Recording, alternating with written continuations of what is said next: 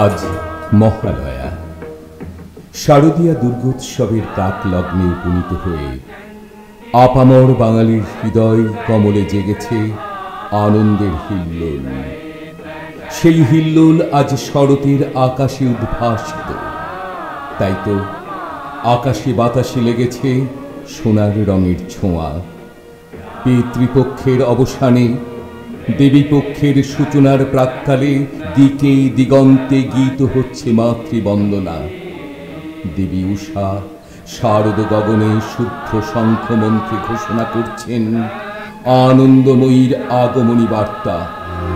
জয় জয় জয় জয় জয় শক্তি পরসুতি তাৎপর বিশ্বনুতে। জয় জয় হে মহিষাসুরমর্দিনী রম্যকপর্দিনী শৈলসুতে। বছরের 12টি মাসে মোট 24টি পক্ষ রয়েছে। তার মধ্যে দুটি পক্ষ বিশেষ উল্লেখযোগ্য, একটি পিতৃপক্ষ, আরেকটি দেবীপক্ষ।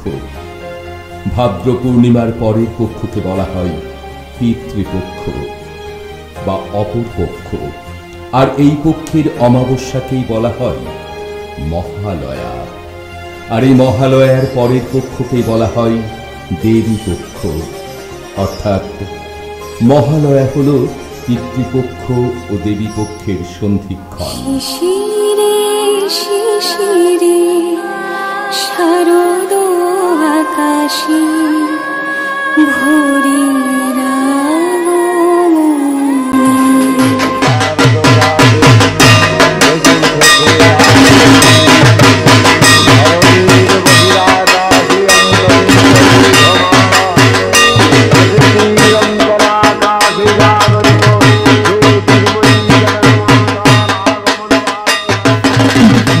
পিতৃপক্ষ ও দেবীপক্ষ কেন বা এই পক্ষ দুটির এমন নাম হলো?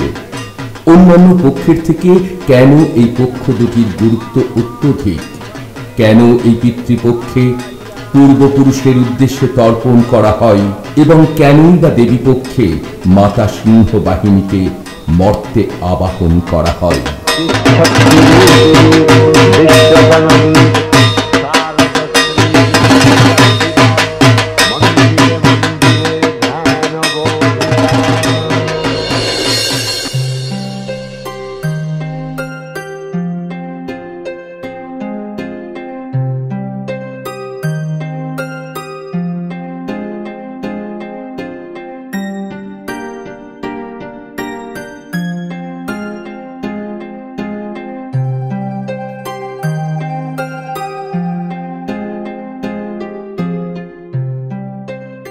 একই এই স্বর্ণ দিয়ে আমি কি করব? দেবরাজ আপনাকে এই স্বর্ণ আহারের জন্যই দিয়েছেন। আহারের জন্য? স্বর্ণ কি আহারের উপযুক্ত? আমি এখন ক্ষুধার্ত, আমার জন্য আহারের উপযোগী খাদ্য নিয়ে এসো। আমায় ক্ষমা করবেন, দেবরাজ ইন্দ্রের আদেশ, আপনাকে এই স্বর্ণ আহার করেই থাকতে হবে। কিন্তু কেন? তোমার নিজের ভুলের জন্য কর্ণ।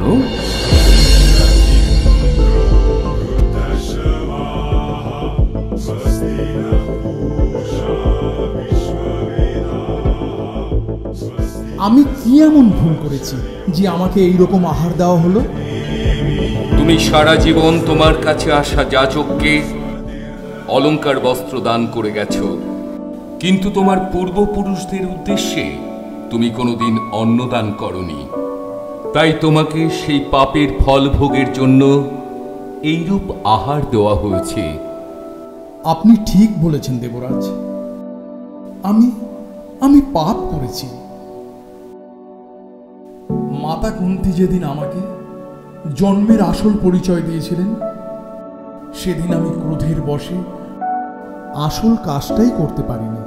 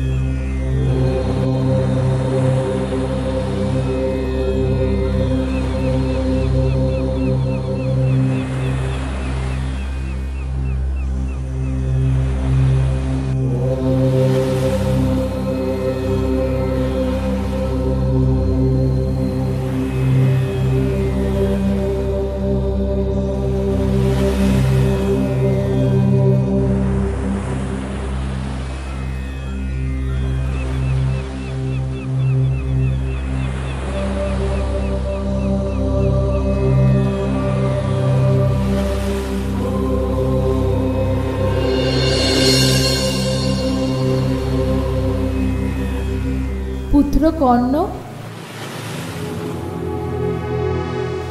আমায় ভিক্ষা দেবে না? রাজমাতা, না পুত্র, শুধু মাতা, তোমার মা আমি।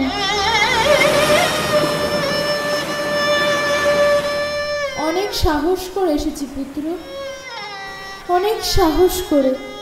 বীর যোদ্ধার মাতা সাহস সঞ্চয় করতে এত সময় লেগে গেল? তোমার জন্মের পরে আমার এত সাহস ছিল না পুত্র। সমাজের ভয় আমায় সবসময় পিছু তাড়া করে বেড়াতো।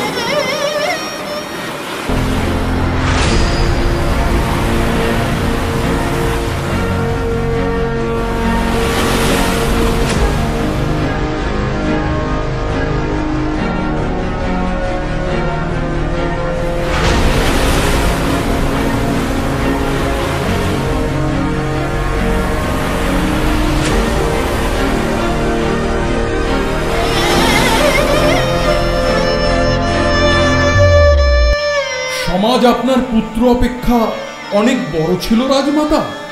না পুত্র না, আমার বড় ভুল হয়ে গেছে, আর ওই ভুল আমাকে এই অবস্থার মধ্যে এনে ফেলবে, এটা আমি আগে বুঝতে পারিনি পুত্র। আপনার ওই ভুলের পরিণাম আজ আমি।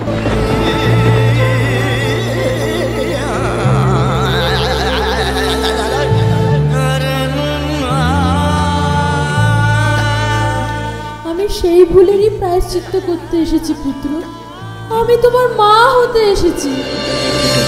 এখন আপনি আমার মা হতে এসেছেন রাজমাতা? আজ আপনার জন্যই আমার ভাই আমার পরম শত্রু। গাছ থেকে ঝরে যাওয়া ফুল আর গাছে জোড়া লাগানো যায় না রাজমাতা। অতীতকে কেউ কোনোদিনও বদলাতে পারে না। আমায় দান তো দিয়ে যাও পুত্র।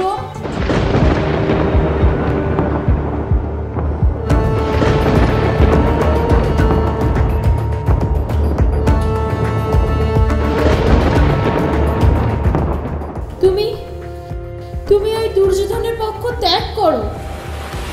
যে অসময়ে আমার হাত ধরেছে, আমাকে সম্মান দিয়েছে, আমি তার পক্ষ কিছুতেই ছাড়তে পারবো না রাজমাতা। তুমি তোমার ভাইদের বিরুদ্ধে অস্ত্র চালাবে পুত্র? আর এটাই হবে সবচেয়ে কলঙ্কময় পরিণতি আপনার ওই ভুলের।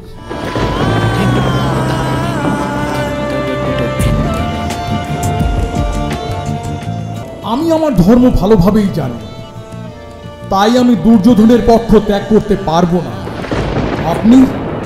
আপনি এখন আসুন রাজমাতা।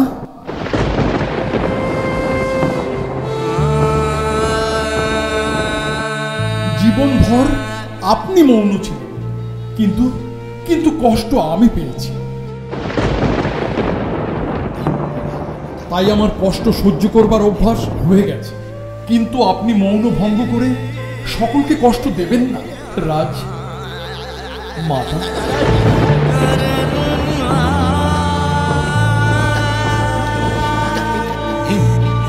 আমার এই 5 ভাইকে আপনার এই সত্যের কথা জানাবেন না।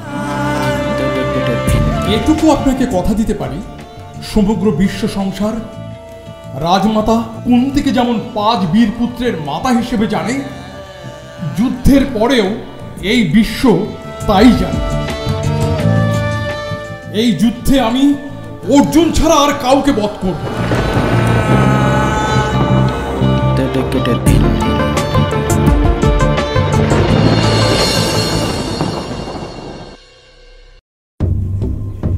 যুদ্ধের সপ্তদশ দিন।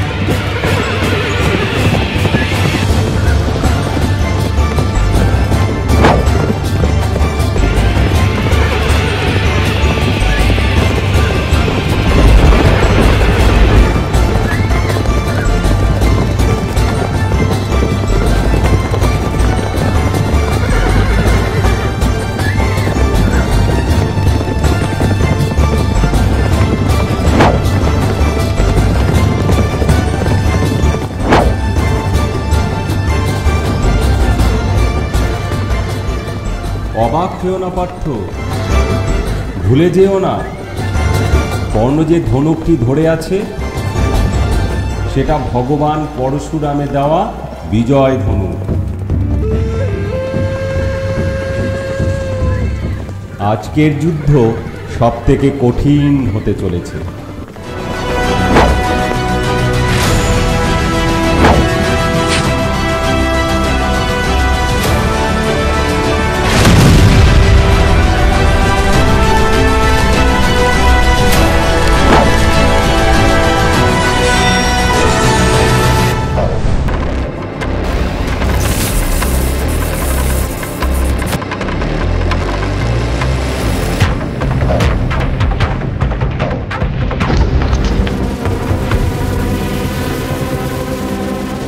আজ আমার কি হলো মাধব? আমার মনে এত আশঙ্কা হচ্ছে কেন? কিছুতেই যুদ্ধে মন লাগছে না। রণক্ষেত্রে আসার পূর্বে আজ আমি কি বলেছিলাম মনে আছে পার্থ? আজ সারথীর সব আদেশ রথীকে মানতে হবে। হ্যাঁ মাধব, মনে আছে। তবে চলো।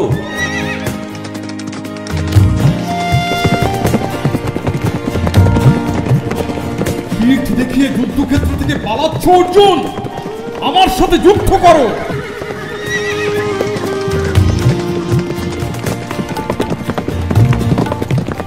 এ আপনি কি করছেন মাধব? রথ ঘোরান, আমাকে যুদ্ধ করতে দিন।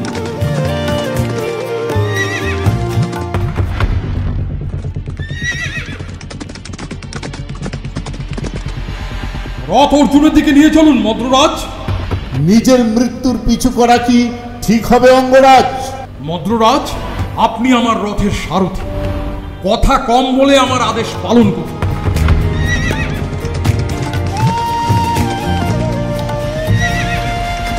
মাধব, এইভাবে পিঠ দেখিয়ে পালানো ঠিক নয় মাধব। তুমি কি ভুলে গেছো পার্থ? সকলে আমাকে রণচোরও বলে, আর রণচোরকে সারথি করেছ, তার পরিণাম তো তোমাকে ভোগ করতেই হবে। অর্জুন, পালাচ্ছ কোথায়? তুমি আমার সঙ্গে যুদ্ধ করো। মাধব, অঙ্গরাজ আমাকে যুদ্ধের জন্য আহ্বান করছে। এক যোদ্ধার আহ্বানে সাড়া দেওয়া আর এক যোদ্ধার কর্তব্য।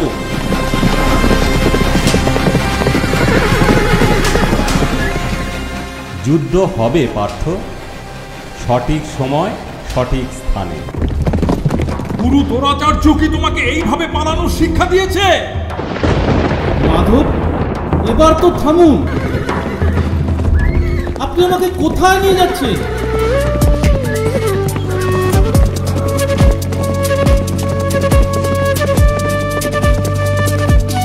আমি সেই স্থানে যাচ্ছি পার্থ, যেখানে সকল পাপ ও অভিশাপের সঙ্গম হবে, যেখানে এই যুদ্ধের মাঝে কেউ বাধা হয়ে আসবে না। অর্জুন, আমি কাউকে পেছন থেকে আঘাত করি না।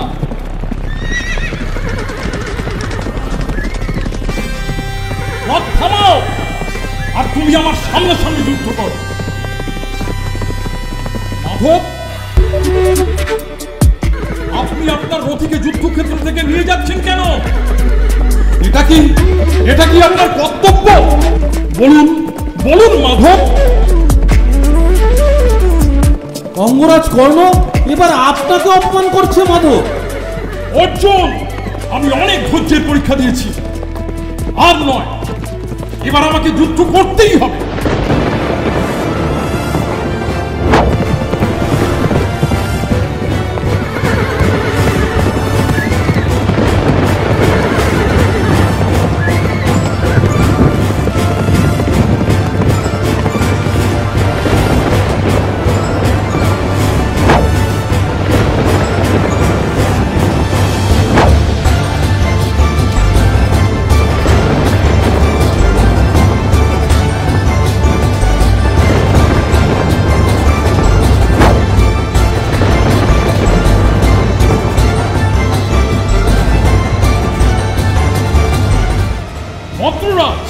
রথ আরো দ্রুত চালিয়ে ওদের তাড়া করুন। আমি মন্ত্ররাজ, তোমার মতো সুতপুত্র নই। এর থেকে দ্রুত রথ চালাতে আমি কিছুতেই পারবো না। অর্জুন, তুমি তোমার সারথীকে রথ থামাতে বলো, নইলে কিন্তু আমি এই ব্রহ্মাস্ত্র প্রয়োগ করব। মূর্খের মতো কথা বলো না কর্ণ। ভুলে যেও না, ব্রহ্মাস্ত্রের জ্ঞান অর্জুনেরও আছে। তুমি যদি ব্রহ্মাস্ত্র প্রয়োগ করো তবে সেও করবে। তাহলে কি হবে তোমার ধারণা আছে? দুটি ব্রহ্মাস্ত্রের সংঘর্ষে এই ব্রহ্মাণ্ড ধ্বংস হয়ে যাবে। তাতে আমার কিছু যায় আসে না মন্ত্ররাজ। আমি যে কোনো মূল্যে অর্জুনকে হারিয়ে এই যুদ্ধ সমাপ্ত করতে চাই।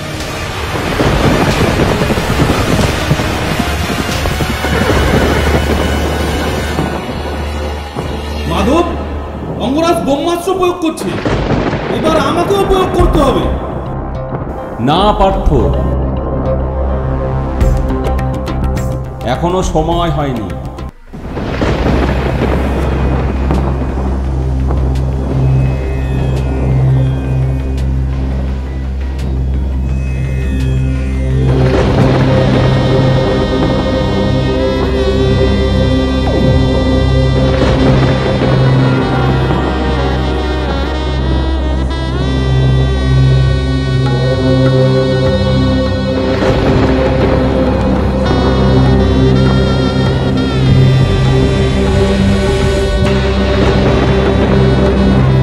তুই যেমন ছল কপটতার সাহায্য নিয়ে এই ব্রহ্মাস্ত্রের জ্ঞান অর্জন করলি, দেখবি দেখবি এমন একদিন আসবে যেদিন তোর অস্ত্রের সব থেকে বেশি প্রয়োজন পড়বে। সেদিন তোর ব্রহ্মাস্ত্র আর কোনো কাজে আসবে।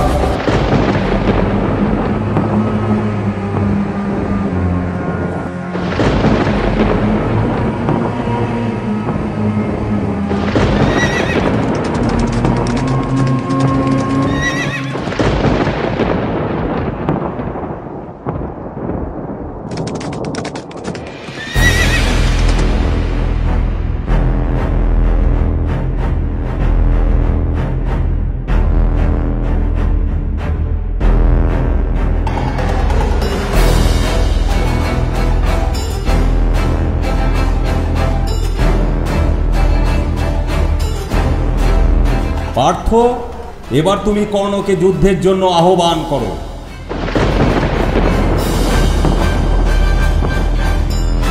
অঙ্গরাজ, আমি আপনাকে এখন যুদ্ধের জন্য আহ্বান করছি।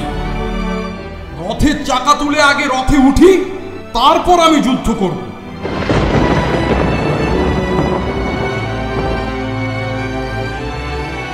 পার্থ, কর্ণের উদ্দেশ্যে তীর সন্ধান করো।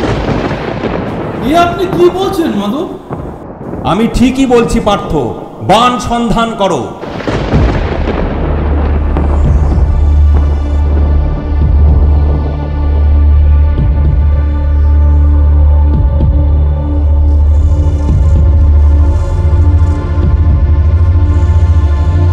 বাহ বাহ অর্জুন, বাহ! একজন নিরস্ত্র রথ থেকে যোদ্ধার উপরে তুমি তীর সন্ধান করছো? পার্থ, কোনো দ্বিধা নয়, কর্ণের ওপর অঞ্জলিকা অস্ত্র প্রয়োগ করো। কিন্তু মাধব, অঙ্গরাজ তো এখন নিরস্ত্র। কর্ণ যখন অভিমন্যুকে বধ করে তখন সেও নিরস্ত্র ছিল পার্থ।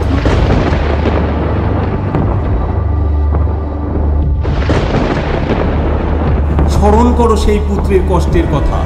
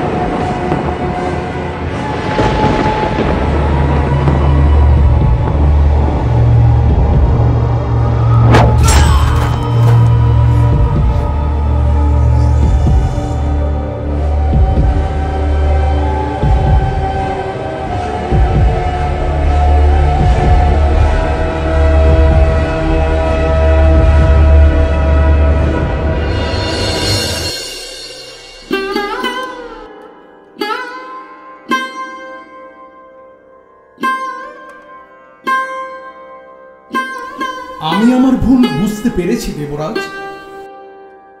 এই পাপের প্রায়শ্চিত্ত করার কি কোনো উপায় নেই? তুমি কি সত্যি তোমার ভুলের প্রায়শ্চিত্ত করতে চাও কর্ণ? যদি উপায় থাকে আমি অবশ্যই করব। তবে যাও, আমি তোমাকে 15 দিনের জন্য আবার ধরাধামে পাঠালাম। তুমি এই 15 দিনেই তোমার সকল পূর্বপুরুষের উদ্দেশ্যে অন্ন জল দান করবে। অন্তিম দিনে তারা তোমার দান গ্রহণ করে মুক্তি লাভ করবেন। আর সেই দিন হবে পিতৃপক্ষের অবসান ঘটে দেবী পক্ষের সূচনা। দেবী প্রপন্নার্থী হরে। আর এই দুই পক্ষের সন্ধিক্ষণকে বলা হবে মহালয়া।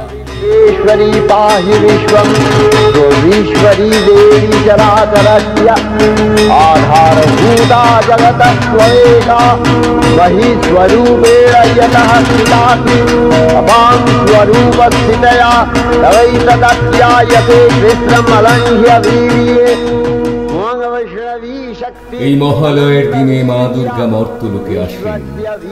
কে দুর্গতিনাশিনী মা দুর্গা?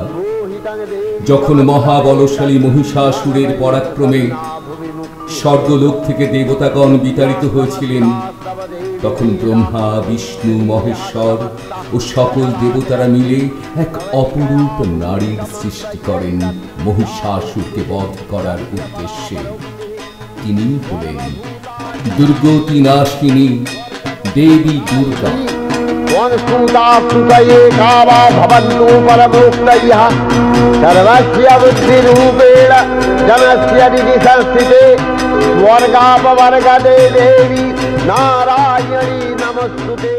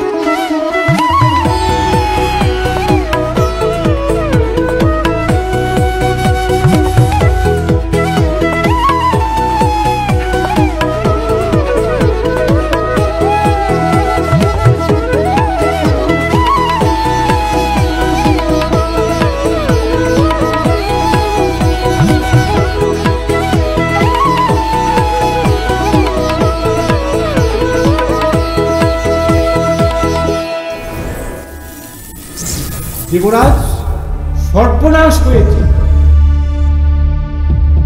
মহিষাসুর আমাদের স্বর্গরাজ্য আক্রমণ করেছে। হ্যাঁ দেবরাজ, শুধু আক্রমণই নয়, স্বর্গবাসী দেবদেবীর উপরে ভীষণ অত্যাচারও করেছে। চলুন মহারাজ, আর কাল বিলম্ব না করে ওই স্বর্গরাজ্য আক্রমণকারী মহিষাসুরকে আমরা প্রতিহত করি।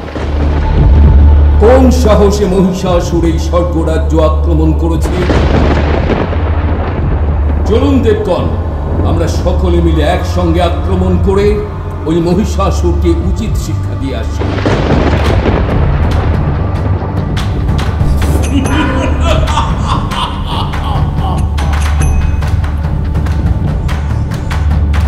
ও, তুমি এসে গেছো মহিষাসুর।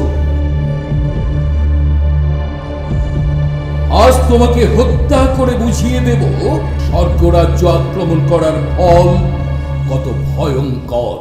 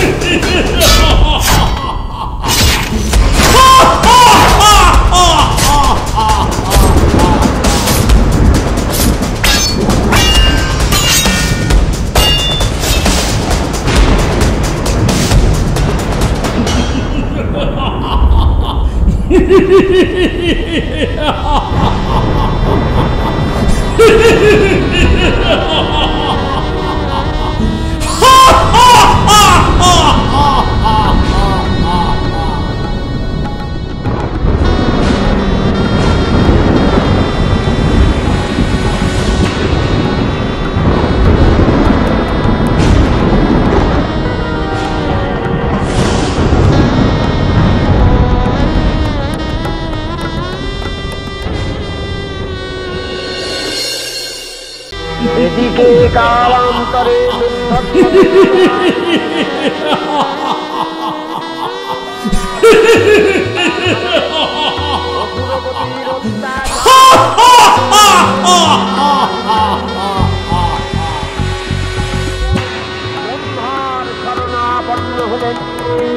ব্রহ্মার ঘরে মহিষাসুর অপরাধেও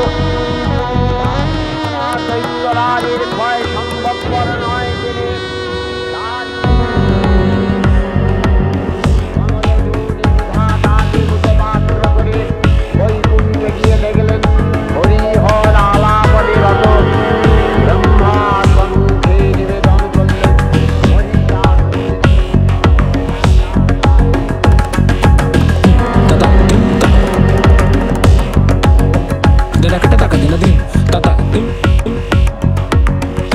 পিতৃদেব মহিষাসুর স্বর্গের সকল দেবদেবীর উপর অত্যাচার করে তাদের স্বর্গ থেকে বিতাড়িত করেছে।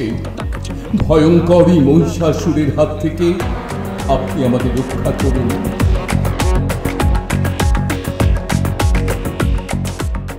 কি এত দুঃসাহস ওই দুরাচারী মহিষাসুরের? দেবতাদের স্বর্গ থেকে বিতাড়িত করে দেবীদের উপর অত্যাচার করেছে। মহেশ্বর, মহিষাসুরের কঠোর তপস্যায় আমি বাধ্য হয়ে তাকে বর প্রদান করি, আর সেই বরে বলিয়ান হয়ে সে এত ভয়ঙ্কর হয়ে উঠেছে। তাই তো আমাদের একক শক্তিতে মহিষাসুরকে বধ করা সম্ভব নয়। আমাদের সকল দেবতার শক্তি একত্রিত করে আদ্যা শক্তি মহামায়াকে পুনর্বার জাগরিত করতে হবে।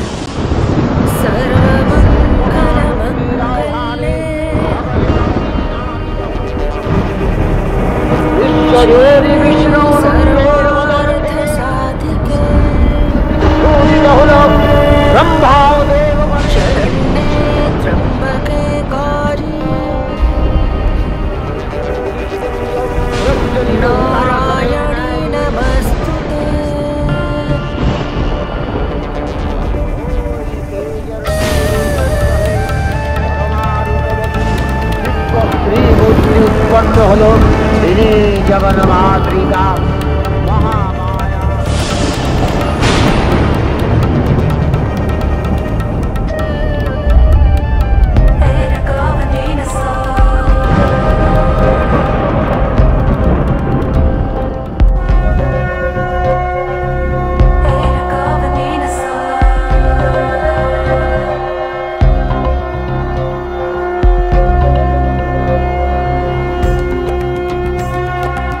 দেবী সজ্জিতা হলেন অপরূপ রণচণ্ডী মূর্তিতে। হিমাচল দিলেন সিংহবাহন, বিষ্ণু দিলেন চক্র, পিনাকবাণী শঙ্কর দিলেন শূল, যম দিলেন তার দণ্ড, কালদেব সুতীক্ষ্ণ খড়গ চন্দ্র অষ্টচন্দ্র শোভাচর্ম দিলেন, ধনুর্বাণ দিলেন সূর্য বিশ্বকর্মা অভেদ বর্ম, ব্রহ্মা দিলেন অক্ষমালা কমণ্ডলু কুবের রত্নহার, সকল দেবতা মহাদেবীকে নানা অলঙ্কারে অলঙ্কৃত ও বিবিধ প্রহরণে সুসজ্জিত করে অসুর বিজয় যাত্রায় যেতে প্রার্থনা করলেন।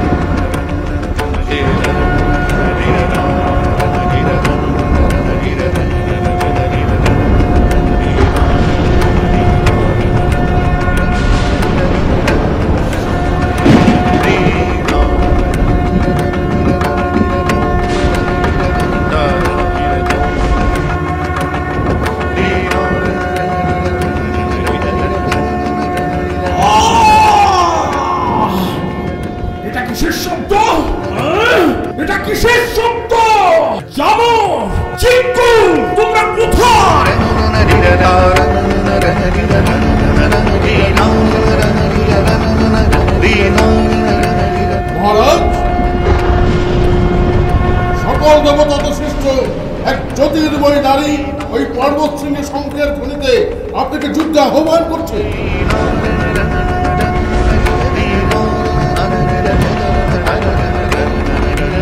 মহারাজ, আমার মনে হয় এ সামান্য নারী নয়, দেবতারা আপনাকে বধ করবার জন্যই এই নারীকে সৃষ্টি করেছে। স্তব্ধ হও তোমরা! আমাকে বধ করবে সামান্য নারী? চলো, আমিও দেখতে চাই কত শক্তিধারিণী সেই নারী।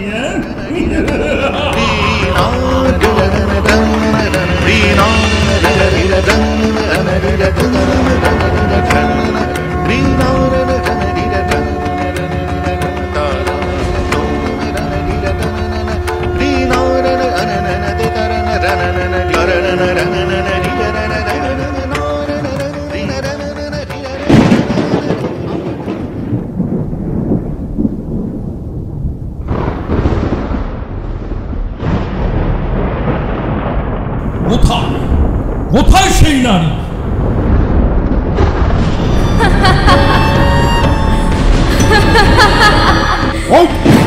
ওই তো মহারাজ, সেই মায়াবিনী নারী।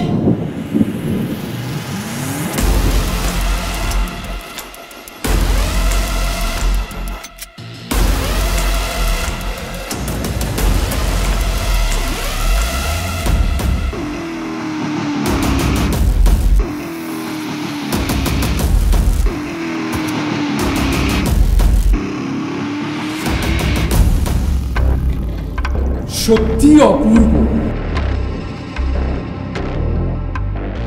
এই অবলা সুন্দরী নারীকে কি হত্যা করা যায়? এই এই এই তোমরা সব অস্ত্র নামাও, অস্ত্র নামাও। দেবী, কে আপনি? এইভাবে আপনি একাকী কাননে ঘুরছেন? চলুন চলুন আমার সঙ্গে রাজপ্রাসাদে। কে তুমি বীর? আমি আমি ওই স্বর্গ মর্ত পাতালের অধীশ্বর মহিষাসুর।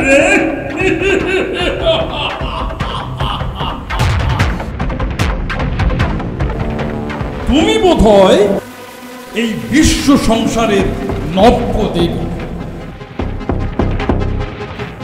কিন্তু সুন্দরী, তোমাকে দেখে তো আমার মনের মধ্যে একটু অভিলাষের সঞ্চার হয়েছে।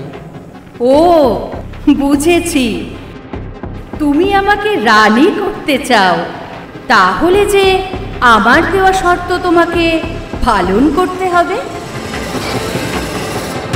আমার মনের কথা যখন তুমি বুঝতেই পেরেছো, তখন বলো তোমার কি শর্ত? আমার সঙ্গে যুদ্ধ করে আমাকে যুদ্ধে পরাজিত করতে হবে। যুদ্ধ? কিন্তু তোমার মতো সুন্দরী নারীর সঙ্গে আমি কি যুদ্ধ করব বলো? আমার তো তোমাকে দেখে মায়া হচ্ছে সুন্দরী। তবে তো আর আমাকে পাওয়া হলো না।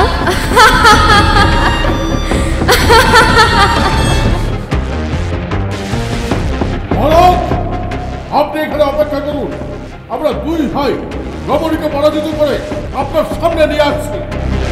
হ্যাঁ তাই যাও, তবে সাবধান, আঘাত করো না যেন।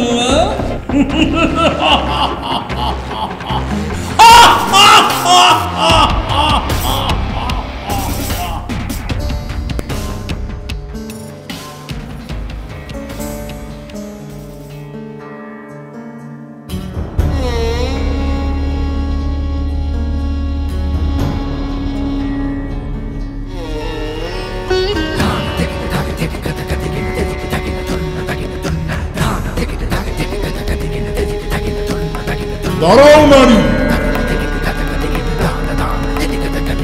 তোমাকে আমরা পরাজিত করে মহারাজের কাছে নিয়ে যাব।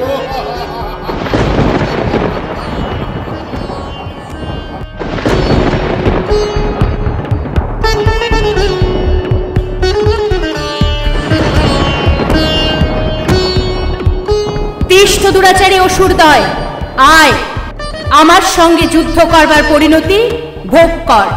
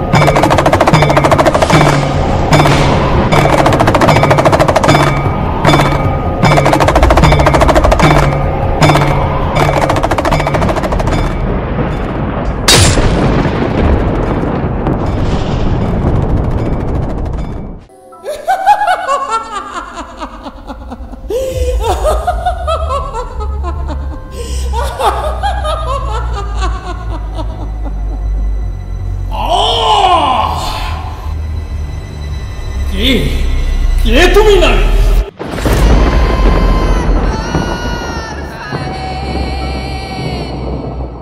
আমার দুই দুর্ধর্ষ অসুরদের বধ করেছ।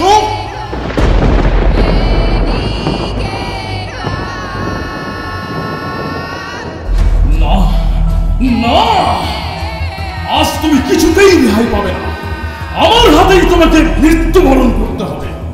শোন রে দুরাচারী মহিষাসুর, আজ ওই অশুভ শক্তির প্রভাবে ত্রিভুবন নির্যাতিত, নিপীড়িত। স্বর্গ থেকে দেবতাদের বিতাড়িত করে দেবীদের উপর করেছিস নির্মম অত্যাচার। তাই আজ আমি আবির্ভূতা হয়েছি ভয়ঙ্করী অসুর বিনাশিনী রূপে। এত দুঃসাহস তো হতে পারিস তুই মায়াবিনী নারী, কিন্তু কিন্তু এই মহিষাসুরের সঙ্গে যুদ্ধ করার প্রবৃত্তি পরিত্যাগ কর।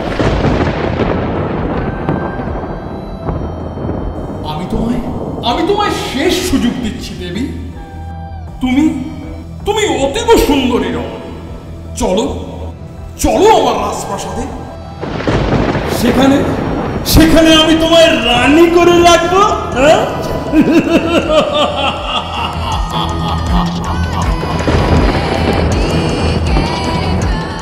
রসনা সংযত কর মহিষাসুর। মরবার যখন এতই শখ, ধর অস্ত্র, যুদ্ধ কর আমার সঙ্গে। তবে আয় মায়াবিনী, আমি তোর যুদ্ধের শখ চিরকালের মতন ঘুচিয়ে দিয়ে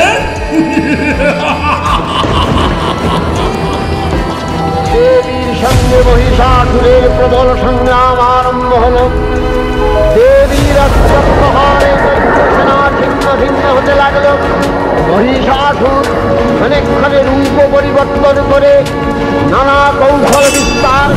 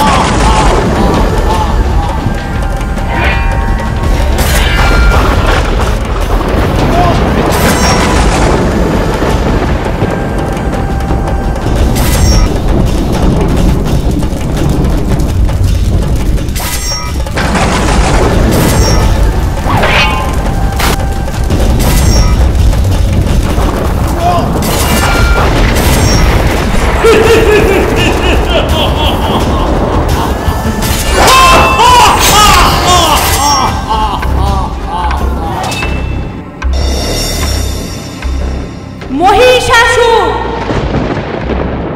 তোর অন্তিম সময় আগত। এবার তোকে বধ করে সকল যুদ্ধের অবসান ঘটাবো। আজ তোরই রক্তে তৃপ্ত হবে এই ধরিত্রী দেবী।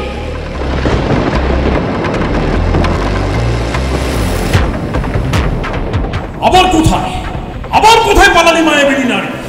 ক্ষমতা থাকে তুই এই মহিষাসুরের সামনে এসে যুদ্ধ কর।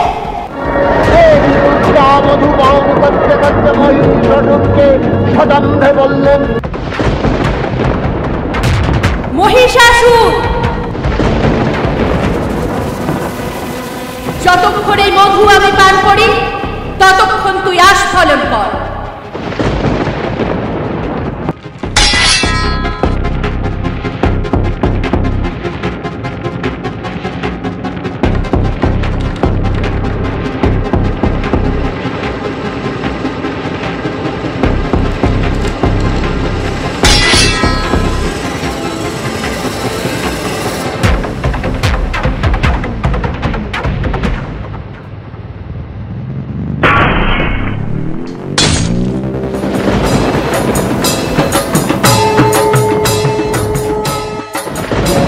দুর্গা মহিষাসুরকে শুলে বিদ্ধ করেছেন, আর খড়গ নিপাতে দৈত্যের মস্তক ভুলুণ্ঠিত।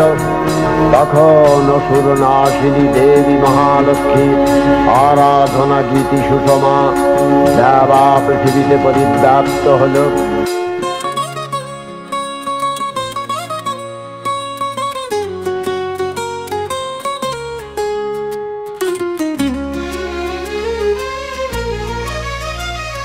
বাজলো তোমার আলোর বেনু মাতরে ভুবন, বাজলো তোমার আলোর বেনু। আজ প্রভাতে শিশুর সুরে খুলে দিলু মন। বাজলো বাজলো বাজলো তোমার আলোর বেনু।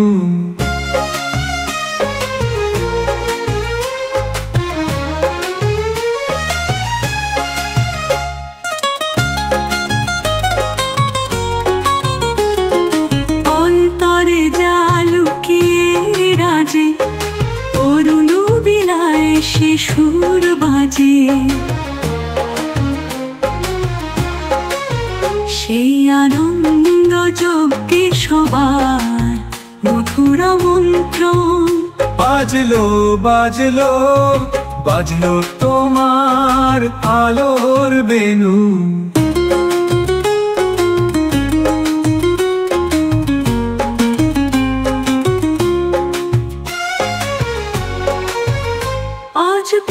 হাতে সে সুরসুরি খুলে দিল মন।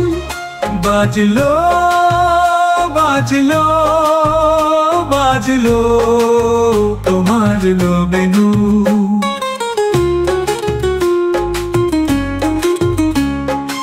অন্তরে জালুকিয়ে রাজি অরুণ বিলায় সে সুর বাজে। সেই আনন্দ যজ্ঞে সবার মধুরা মন্ত্র। মাতলো রে ভুবন বাজলো তোমার আলোর বেনু।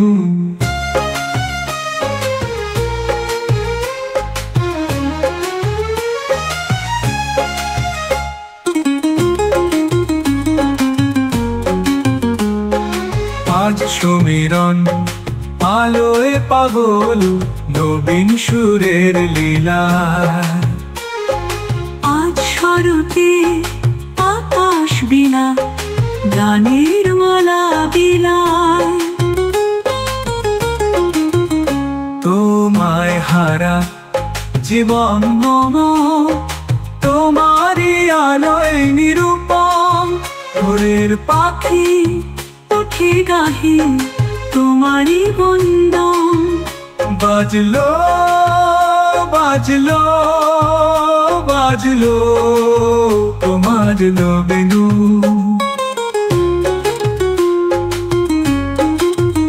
বাজলো রে ভুবন বাজলো তোমার আলোর বেনু।